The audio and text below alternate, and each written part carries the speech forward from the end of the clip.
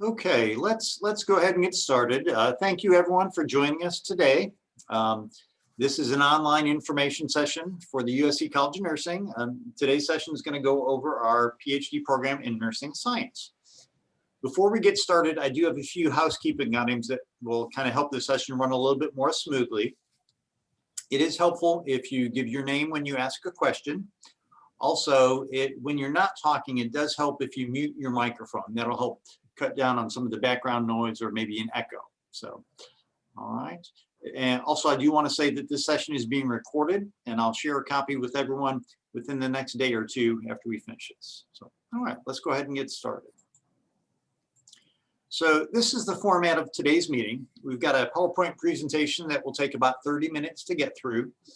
At the conclusion of the presentation, we'll open it up for questions.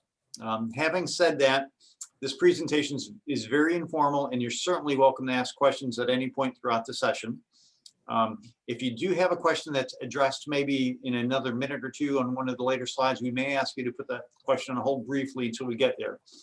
Also, I will be monitoring the chat. If you don't feel comfortable asking a question audibly and want to type it in, that's fine. Also, I do want to say that we're very fortunate. We've got Dr. Jean Davis, Director of the PhD program, joining us today. Dr. Davis will be covering the logistics of the PhD program and answering questions throughout the session. Specifically, Dr. Davis's research focuses on the study of sleep and circadian rhythm disorders. So welcome, Dr. Davis. Thank you. All right. Before we go any further, I want to do a real quick sound check. Hopefully everyone can hear me. We've got a small enough group that I think we can do this, but Shannon, I know you can hear me. Beth, can you hear me okay? Yes, I can. Okay, Julia, you hear me okay? Yes, I can. Okay, then we're great. We're gonna keep moving on. All right. So here's the agenda for today's session. Some of the topics are going to be true across all PhD programs, and some are specific to the USC College of Nursing. Again, just want to emphasize this presentation is very informal, and you're certainly welcome to ask questions at any point throughout the presentation. Before we get started, does anybody have any specific questions? And we'll make sure when we get to that part of the presentation that we address it. So any questions before we dive in?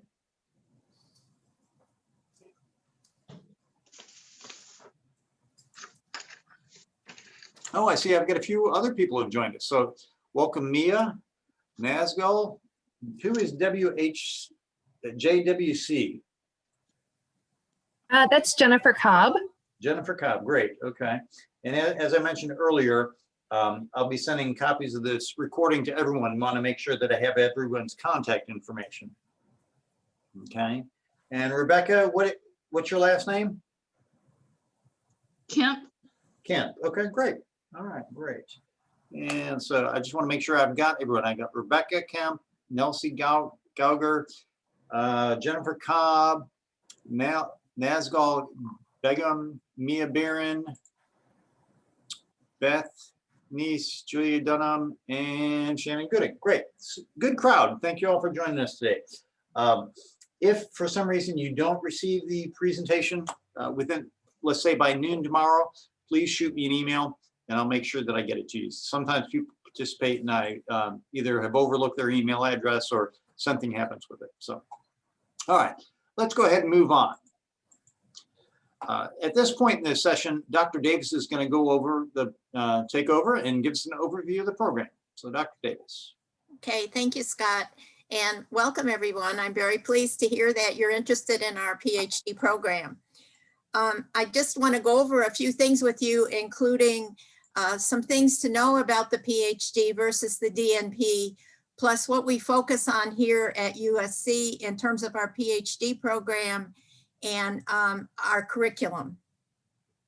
I do want to emphasize that many times students have problems on deciding between a PhD and a DNP. So we think it's important to kind of address that. First of all,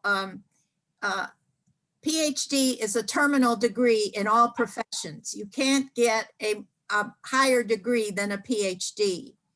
And a PhD really means that you want to become a scientist. It is a scientific degree in which we educate researchers. And of course, scientists create new knowledge, and in nursing, you will become a nurse scientist.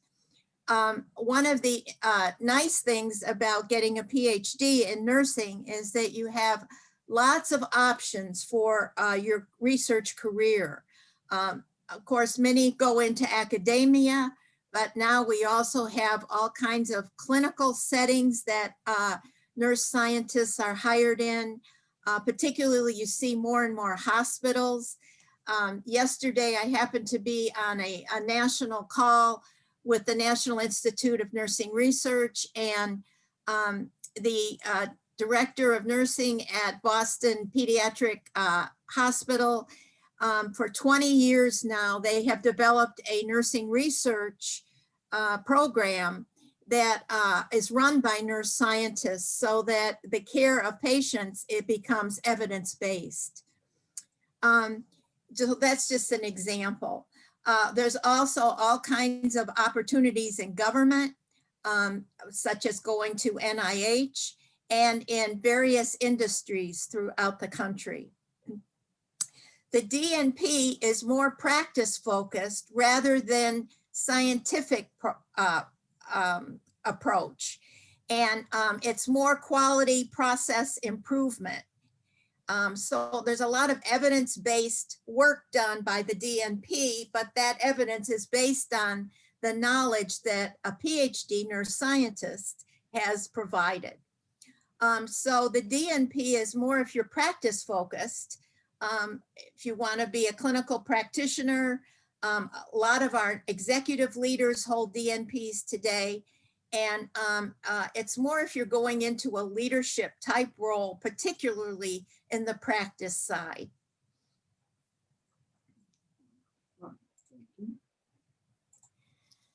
So who should get a PhD? Well, anyone who actually is a nurse with a bachelor's degree in nursing, a master's degree in nursing, if you have a DNP, and or if you have, say, a BSN with a master's in another program of study, you would also be eligible to get a PhD. This program is very different from any other program that's offered in nursing, in that it's much more involved with reading, discussion, writing papers, and actually conducting research. There aren't such things as exams, for example. We don't give exams at this level. This is much more involved in getting you to read in depth, writing all kinds of papers to begin to learn about scientific writing and to do research in an area you're really interested in. So if you're curious about different things related to practice, have often asked, why is this going on? Why am I seeing this? And you enjoy discovering new things, then this is something you should think about doing. I often think about what got me started was I was I was in San Diego, living in San Diego, and teaching students we had free beach clinics. And second only to pain, the chief complaint that brought women in was difficulty sleeping. And we would give them a medication and it would last 2 or 3 weeks and they would be back for more or a different medication or something. And it was unbelievable to me the amount of sleep problems women were having.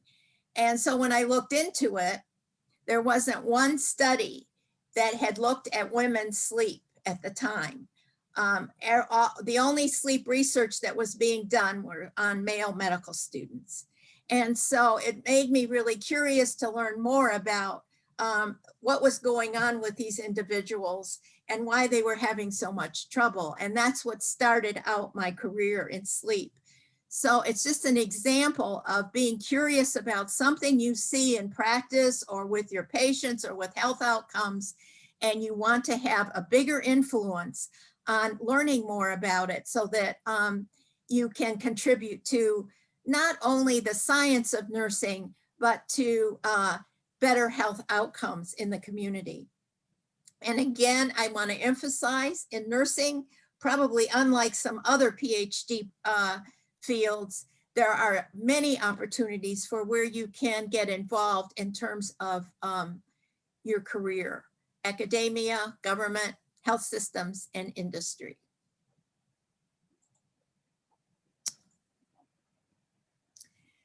So what's included in our PhD program?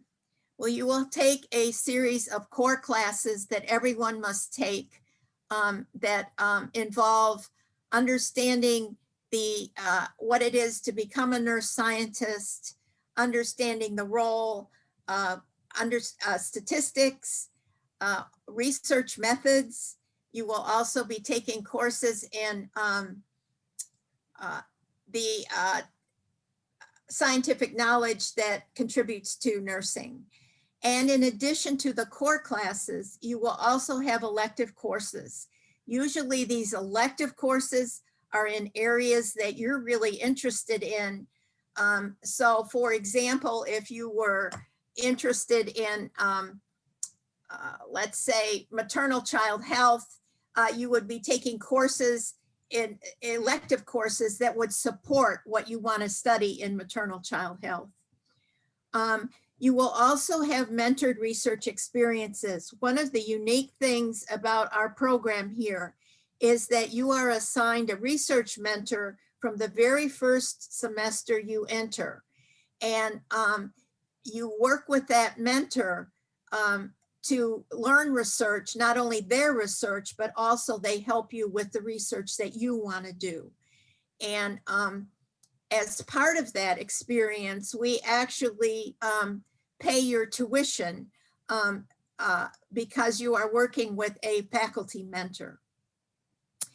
The other thing, I guess the other two big parts of a PhD program is at the end of all of your core classes, you take a qualifying candidacy exam.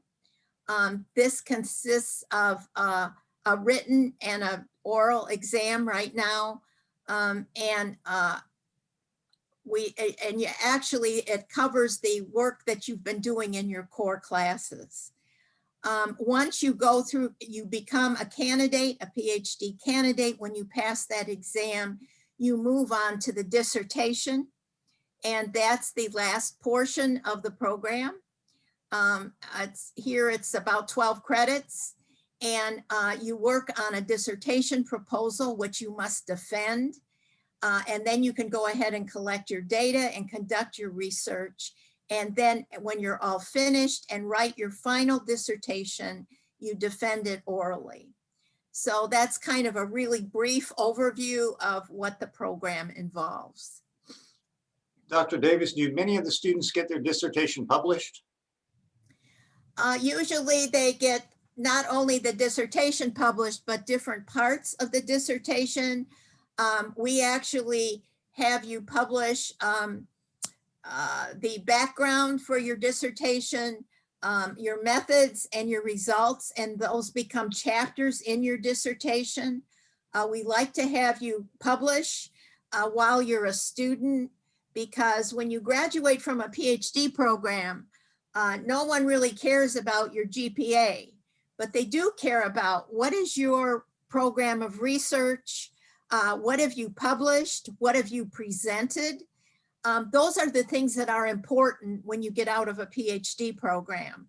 And so, yes, certainly you can publish your dissertation when it's all complete, but we also have you publish along the way so that some of the chapters in your dissertation will actually be publications.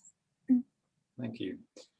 Does anybody have any specific questions for Dr. Davis about the logistics of the program before we go into a little bit more detail about the emphasis and that sort of thing?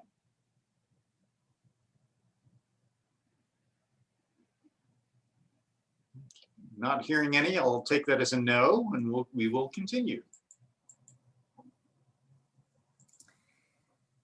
So here at USC, we kind of have a unique program. there aren't many nursing programs that are what we call executive style. And this means that you meet once a month over a 2-day period for classes. And actually everything else is on Blackboard, our learning management system, where we're in continuous contact with you. So basically what happens is instead of having to come to classes every week, they're put all together at one point in time each month, so that you, I think it's easier for you to have a work schedule or a family schedule. And also it uses your time better.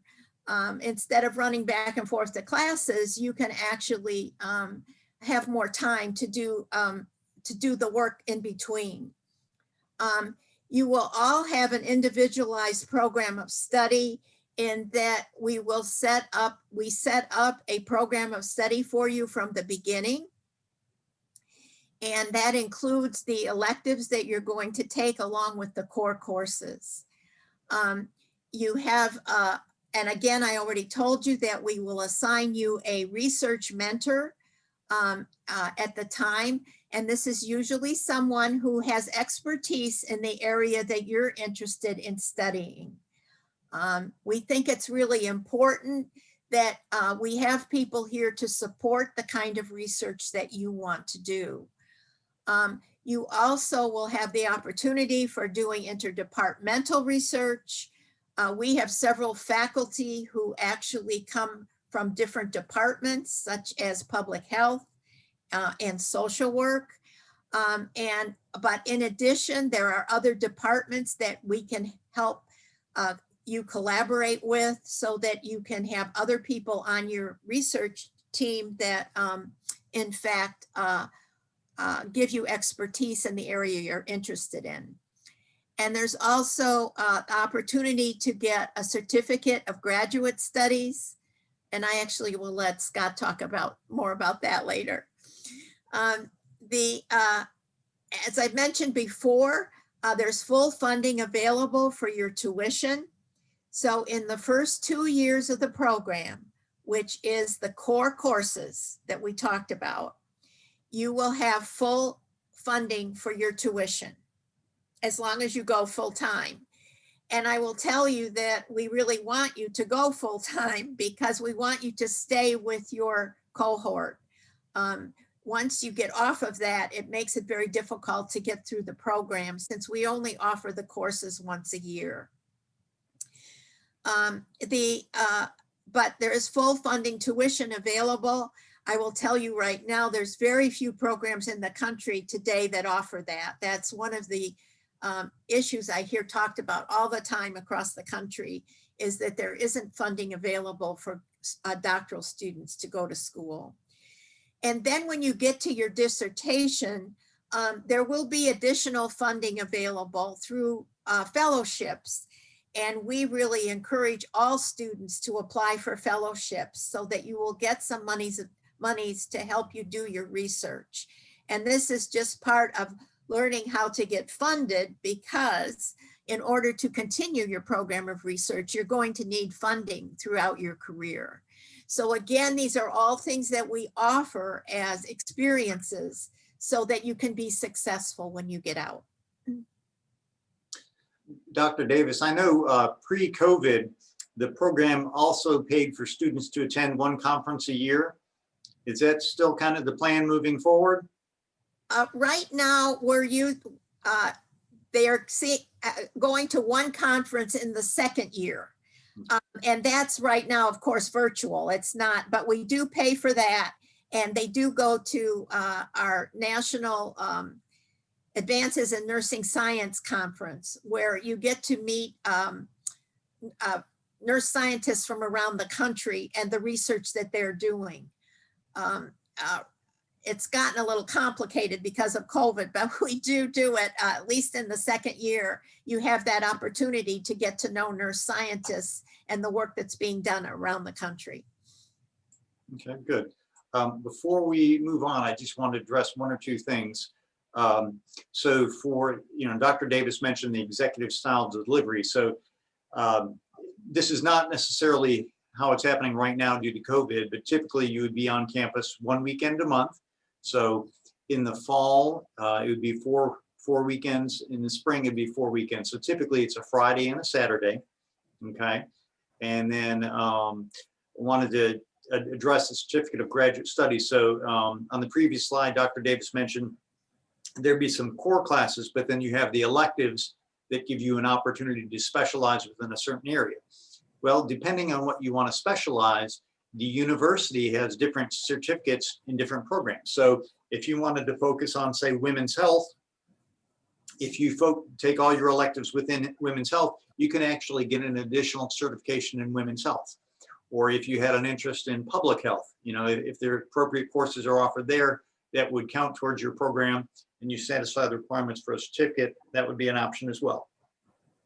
The number of courses required to earn the certificate varies from program to program, but it's nice for someone who is doing all their elective classes within one specific concentration. They can get some additional certification or verification in that area.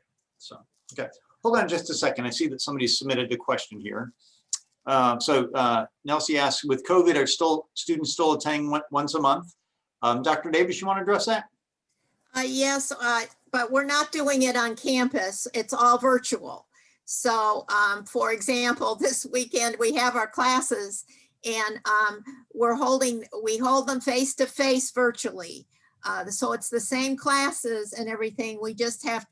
They're not doing it on campus. And that was actually a decision made by the students. I surveyed the students to see what they wanted this year because there were real concerns. Many of them are high risk because they're working in high risk clinical areas, and they didn't want to put other people at risk. So that was a decision that we made together. It's looking like it's possible we will be on campus in the fall. Of course, that's all sort of still up in the air. We don't know for sure what's going to happen, but we're monitoring that very closely. But we still have classes on virtually. They've worked really well. We haven't noticed a big difference. I think the big difference may be that you don't have the same person-to-person contact with your class, though we've tried to also make that happen more. I hope that answers your question. If it doesn't, let me know. Okay, we've got another question. Someone who's working full-time, just started a new job, and would like to get more details about the part-time option. Well, and I could be wrong, Scott, so correct me if I am, but 6 credits is really what we want you to take. That's 2 courses. 9 credits, I think, is considered really full-time, right? Right. Yeah. So 6 credits is really what we'd like you to take. To take only 1 course is very, very difficult to get through the program.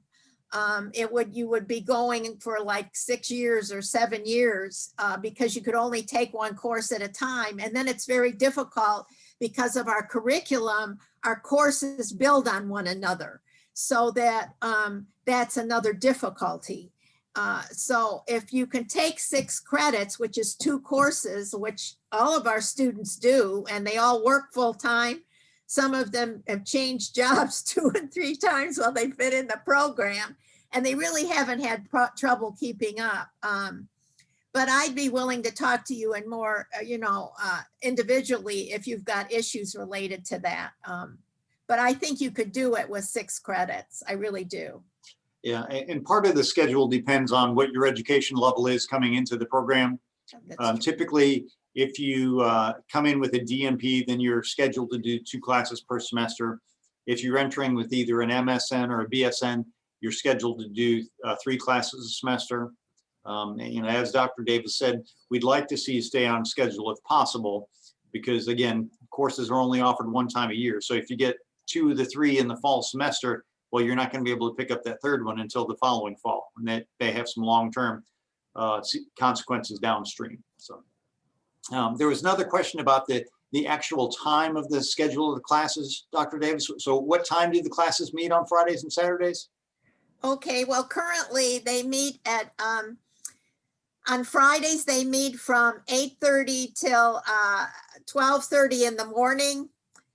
Again, there's an hour for lunch, and then they meet at 1:30 to 5:30 Friday afternoon. And then they meet Saturday mornings, 8 a.m. to 12 noon, and we let everybody go at noon. This is if you're coming on campus, you can get home or do whatever. Right now, of course, it's virtual, so the travel isn't an issue. But that's usually what it is. It's all day Friday and again, Saturday morning. Okay. Tell you what, we've got two more questions, and then we're going to go ahead and finish the presentation, and then we'll open it up for questions again. But first question is, can we start an assistantship in year one? Yes, we have assistantships available. So that in addition to your tuition and others, and you know, and your mentor, you could do a assistantship. They are available. We don't have a lot right now. It's not like everybody could do it, but we do have some openings. Yes. Okay. And then is there an option to take a statistics course during the summer? Yes, there is. We do offer statistics courses, different ones that are in different terms. So yes, that's possible.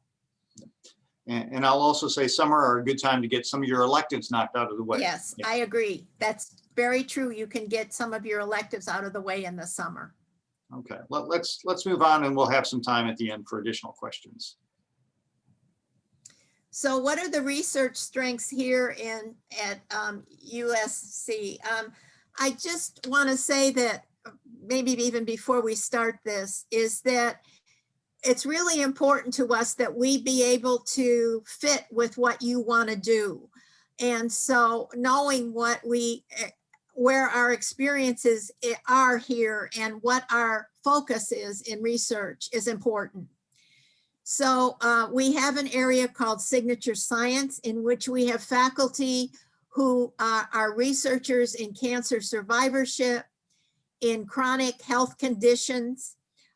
We do a lot with rural health. We have faculty that study health disparities. And we also have faculty who are experts in biobehavioral studies.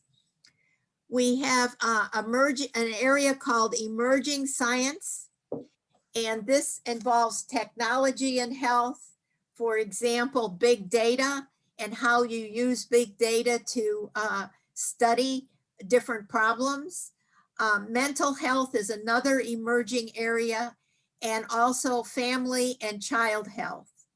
Maternal child health is something that we also have expertise in. And then we have various methodological expertise among the faculty, faculty who are experts in quantitative methods, who are experts in running clinical trials. We have faculty who are experts in qualitative research and in mixed methods. Okay. All right. Thank you, Dr. Davis. All right. We are going to, oh, go ahead. We also have some academic centers and laboratories. We have a cancer survivorship center, which a lot of our cancer survivor researchers are members of. We have a center for advancing chronic care outcomes. That's the Acorn Center, and that the faculty that work in that center actually have a lot of expertise in chronic care research. We do have a center for nursing leadership, the Crocroft Center. That's a possibility. I will say to you that if you're interested in that, that's something you either should do before you get into the PhD program or after, because it takes up so much time that there's some problems with that. But that's something I could talk with you individually about if you were interested. And then we also have a simulation lab. We have been starting to use that as part of the PhD program for some experiences, especially related to the ethics of conducting research and how you go about informed consent and those kinds of things. So those are just some of the resources that are available here in the college. All right, thank you very much. All right, we're going to transition now to the admissions process. As previously mentioned, we do admit students either with a BSN, MSN, DNP, or master's from another field. Typically, we're looking for candidates who have at least a 3.0 cumulative GPA across all their coursework. If you're someone who doesn't have the MSN, you've got a master's in another area, regardless, we're going to look at all your grades, but we're going to pay special attention to your nursing classes or your science classes. You also need to have a current unencumbered nursing license. All right. Now, you'll see GRE scores listed here. Typically, we want to see GRE scores that have been taken within the last 5 years. The exception to this is that if you have a DNP, we do not require GRE scores for anyone entering with a DNP. Typically, I get questions about what score do I need to get? I will say that we don't put as much emphasis on the GRE scores as we do other things like your recommendations, your work experience, your goal statement, things like that. But typically, we're looking for a ballpark score for the GRE of around 300. So roughly 150 quantitative, 150 verbal. But I will say that there is flexibility for that. So don't stress out if you're 147 and 148, that sort of thing. That's fine. And again, anybody with a DNP does not need to submit GRE scores. And then finally, everyone who meets all the criteria listed above and looks like an attractive candidate, we will invite for an interview. And typically these are conducted either via Zoom or Teams. And the application process itself, we have got an online application that goes through the graduate school. You must submit a copy of your goal statement and a current copy of your CV or resume, as well as your nursing license. You need to include recommendations from 3 individuals who are doctorally prepared in the healthcare field. And what will happen is when you complete the application, you'll simply list their name and email address, and they'll be sent a link so they can complete the recommendation and submit it electronically. So you don't need to physically collect a recommendation from anyone. If they want to write a traditional letter of recommendation, they're certainly welcome to add that to their recommendation, but that's not required. We also need copies of all transcripts from anywhere that you receive college credit. This could be, of course, where you got your bachelor's degree, but sometimes people will take credit while they're in high school, get college credit for something, or maybe when you're in school, you did a summer course someplace. Any place that you have any credit, we'll need to get a copy of those. I will say that we can use unofficial copies of your transcript for the application review process. If you're admitted, then we'll need to get official copies of the transcripts at that point. Also, we mentioned previously about the GRE scores. If you're submitting scores to the school, our school code is 5818. Most of these items can be uploaded with your application. And actually some of them you have to upload, for example, the goal statement, your resume, that sort of thing. You can't submit it before you upload those items. After you submit your application, you can log back in to see what items have arrived and what's in process. Sometimes people don't know if their transcripts have arrived or waiting on letters of recommendation.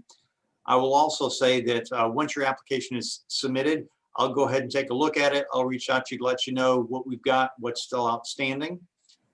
You can see the application deadlines there. The priority application is March 1st, and there are some advantages to applying early. You may be eligible for some additional aid that perhaps some of the later admits might not be eligible for. The final deadline is May 1st. And even though you see those deadlines there, I do encourage you to get your materials in prior to the deadline. If you wait to the last minute to submit things, you have a much shorter time to get any outstanding items submitted. So typically transcripts take a while to come in and recommendations take a while to come in. If you wait till May 1st to submit your application, you may only have a few extra days to get those remaining items in. Where do you send everything? Anything official that you're having sent, for example, official transcripts, you can send them to the address listed here. Again, the majority of items can be uploaded with your application. Anything that you want to add that's, say, unofficial after you submit your application, you can send it to the address listed here. And again, I'll let you know what items you're missing on your application and when your application gets submitted for review. Okay, we've got a couple of questions that have come in during the course of the conversation here. So is there an option to keep taking classes on the weekend virtually for students that live outside of South Carolina? So I think the question is trying to say is, once we return to in-person classes, is there an option for people to participate in those classes remotely? So Dr. Davis, I'll let you respond to that. Right now, we actually expect all students to come to class if we're on campus. That's what I know right now. Whether or not how that's going to continue in the future, because things are changing, I can't speak to. But right now, if it was on campus, we've always expected everyone to attend classes on campus. There are good things about coming to campus in terms of a PhD program. And, you know, when you look at most PhD programs, you're here every day, you're immersed in your research, you do everything with your mentors, and that's how you become a scientist. And that's one of the things that even just going in this executive direction that we're really looking at very closely, as to you lose that opportunity in a program like this, and especially if you're not coming to campus. So right now, I'd have to say the answer to that is that, yes, you would have to be on campus. Right. And I'll also say that students typically, when they are on campus, that's when they meet face-to-face with their research mentors, that sort of thing. And we've also planned outings and events for the PhD students when they are here. You know, there'll be dinners or welcome events or things like that. So it's you know, it's a good way to meet your colleagues, but also interact with the faculty. All right, next question here is, for the application process, is it committee oriented, or is it better to contact a specific professor before submitting your application?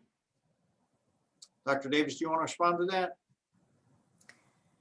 I'm not exactly sure I understand the question. One of the things about the application that's important is your personal statement. And in that personal statement, you should identify faculty that you feel you can work with that would be a good fit for you. It's all on our website. The faculty, you can find them and their backgrounds and what they study and what their current research is. And so it's really critical for you to identify who you feel would be a good fit and why.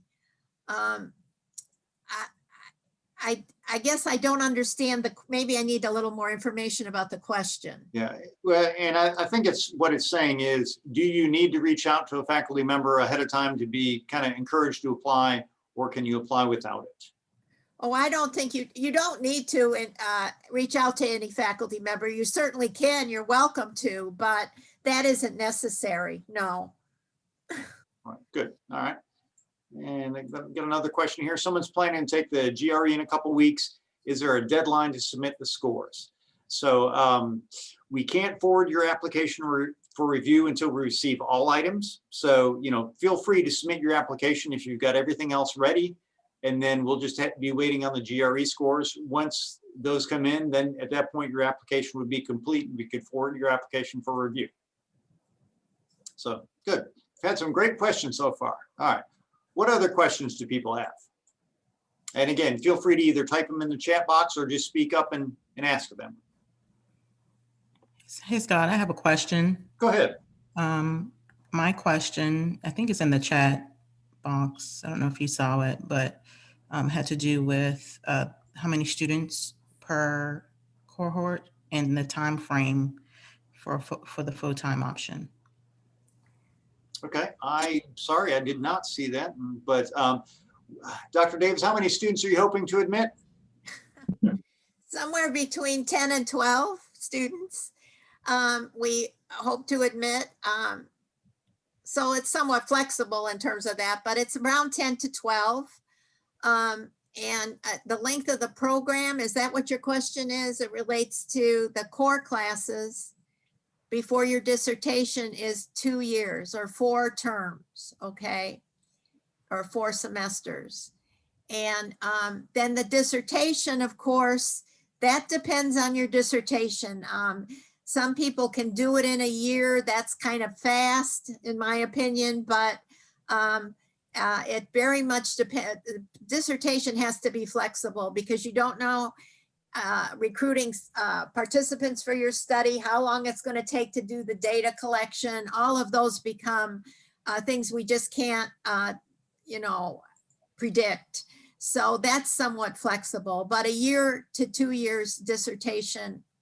And you can finish whenever it's done. So it's not like you have to finish in June or May or something like that. You're done when you're done. So once you defend, you'd be done. Does that answer your question or no?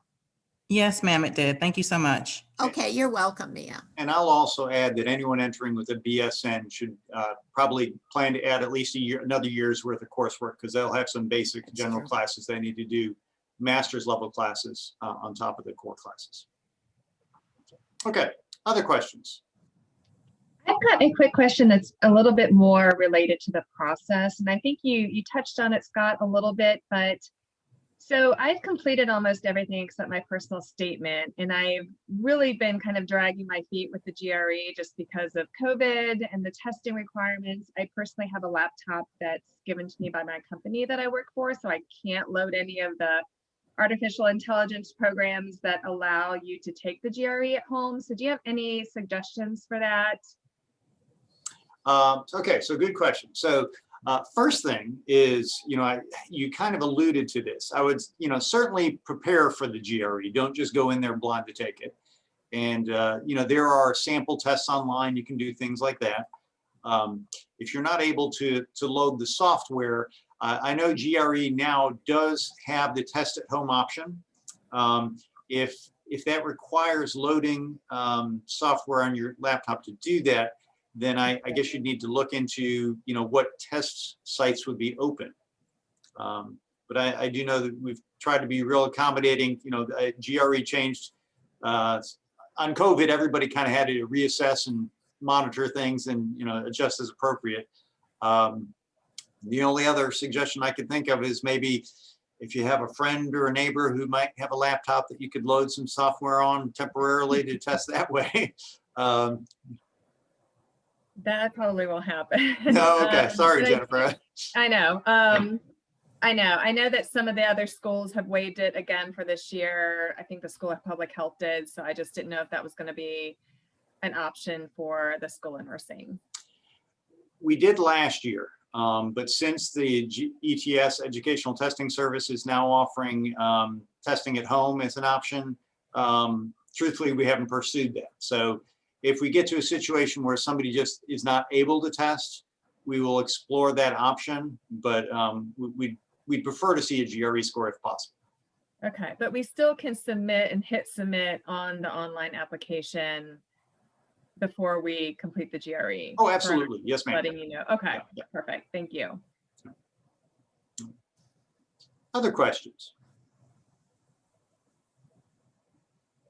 I do have another one. I'm sorry. Sure, go ahead, Mia. So once we've submitted our application, and how long will we know that we've been accepted?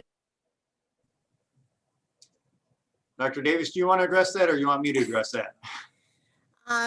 Well, I can tell you that it probably takes me a couple of weeks to review applications. It then goes to our admissions subcommittee, and they make a recommendation. We're trying to do it within 3 to 4 weeks of receiving everything. Once the initial deadline, which is March 1, I guess, happens. So I would say 3 to 4 weeks you could expect to hear. Good, thank you. And that does assume that we've got all items, GRE Yes. scores, recommendations, transcripts, everything. So good. All right. Other questions?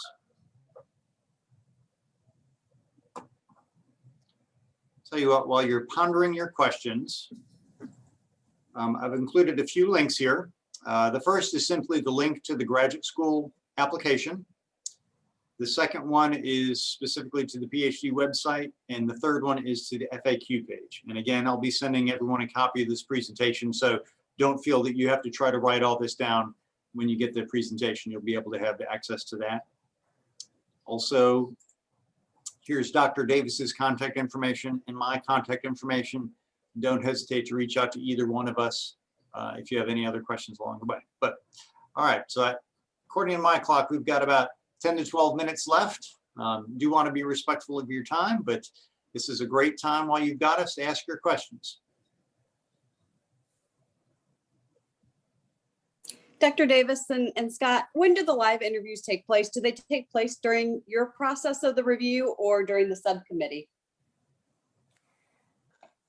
They usually take place before it goes to subcommittee. So it would be after my review and I determine who the interviewer should be. Okay. And then assign, we try to make that happen. And again, it would be people that would be interested in your, or have some background in your area. Okay. Thank you. Sure. Thanks. Let me also add to, I know there was a question a moment ago about how long the process takes before you know something. Sometimes there's other factors that kind of play into when the interviews take place, like is it spring break or is it the end of the semester and grades are due? If it's a situation like that, it may actually be put off another week or two just because there are no faculty members available during that time because they're focusing on the teaching part or the research part. Or, you know, maybe they've got a submission deadline coming up. So sometimes it may go past that 3 or 4 week window and it has nothing good or bad to do for you or against you, just the way the schedule fell. So, other questions?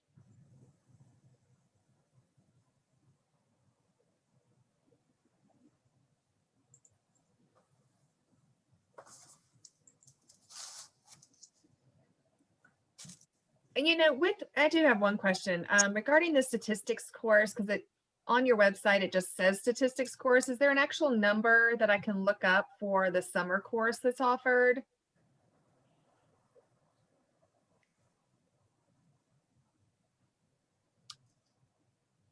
Dr. Davis, can you respond to that? It kind of depends on your background. What's your, what are you coming in with in terms of your degrees? I have a master's in nursing and nurse midwifery. Okay, so that's probably 817 Okay, that you would need. Okay, thank you. you're welcome. So is that an option to take before we actually start? Does that make sense? Well, yes, you can take, I believe so, right, Scott? You can take a course and you would get credit for it, I believe, right? Typically, we don't encourage students or Very good. don't let students enroll in nursing classes who aren't admitted. But if you'd been admitted for say the fall semester and a course was offered during the summer, I'm sure we could work it out that you could start ahead of time. However, if you wanted to do a statistics class, like we've had people do educational research classes or stat classes from other departments, you could certainly do those. And you know, a lot of it would depend on your background, what you've had education-wise, what courses you've had. That would, you know, specifically if you don't have a strong stat background, we may actually recommend you kind of start in a kind of a pre-stat sequence to get those before it actually would benefit you if you had those before you started.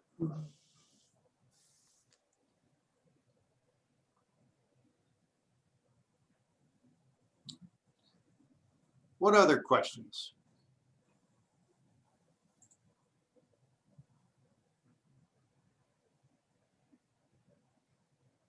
Okay, I've got a few questions for you. What's our priority application deadline? March 1st. March 1st. Good answer. Good answer. Do you need to submit GRE scores? No. Yes, after you've taken it. If you don't have a DMP, yes, you must submit GRE. Must you wait to have your GRE scores before you submit your application? No, No. Okay, good. What's the final application deadline? May 1st. May May 1st. 1st. Okay. But when are you going to submit your application? Now, Today. Before the deadline, is there? Yeah. Sooner is better than later. Yeah, good. All right. All right. What other questions you guys have?